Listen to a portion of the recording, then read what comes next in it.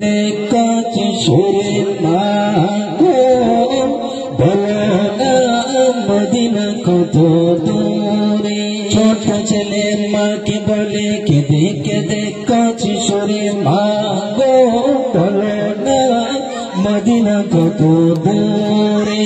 সেটাই আমি যাব কেমন করে, শুনেছি শুনেছি সেটাই নাকি মোর দয়াল নবী আছে।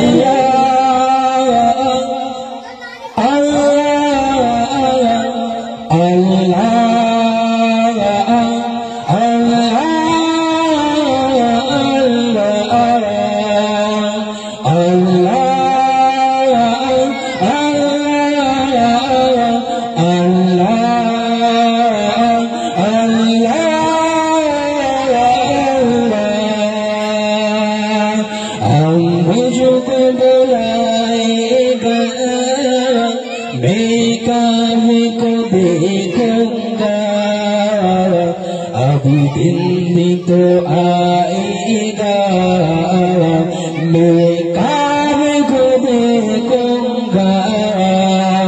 अल्लाह अल्लाह अल्लाह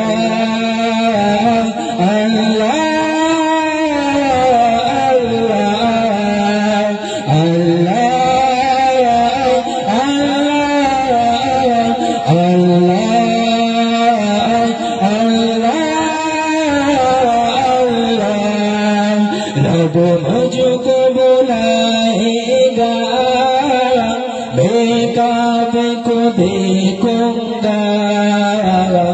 अभी दिन तो आएगा मैं काबे को देखूंगा। अल्लाह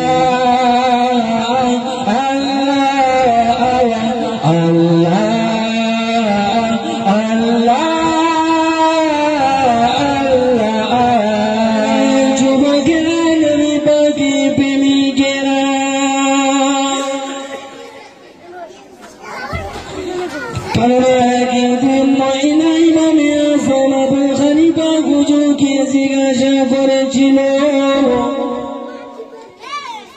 এই জামানার ইমাম ইমামে আযম আবু হানিফা, তোমার দাড়ির সম্মানটা বেশি না বাছা বলে দাড়ির সম্মানটা বেশি? এই ছেলেরা যুবকেরা ইমামে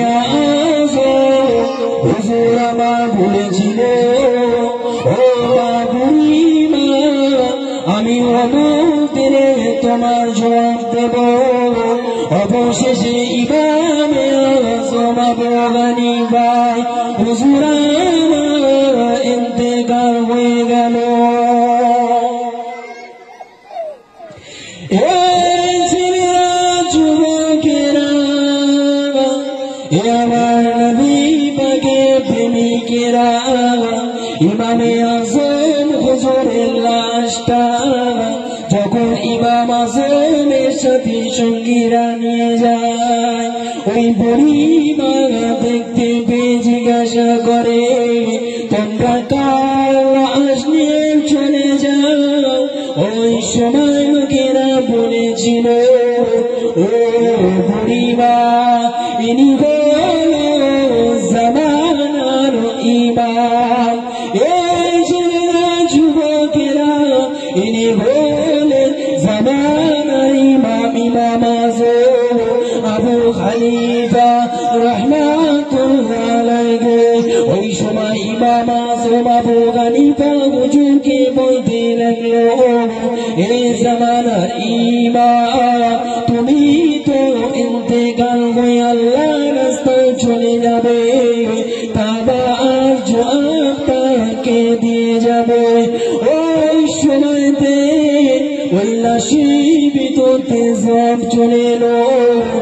এই বুড়িমা শুনে গিয়ে দাও, এ বাবা বুড়িমা শুনে গিয়ে দাও, আমি আজ দিনে বলে যাও তোমার চাবলে দাঁড়িয়েছে আমি বুড়ি আমি ইমামে আজম আমার দাড়ির দামটা বেশি। দেখতে পাচ্ছেন ইমাম আজম আবু হানিফা হুজুর ইন্তেকাল করলে চলে যাবে আল্লাহর রাস্তায়।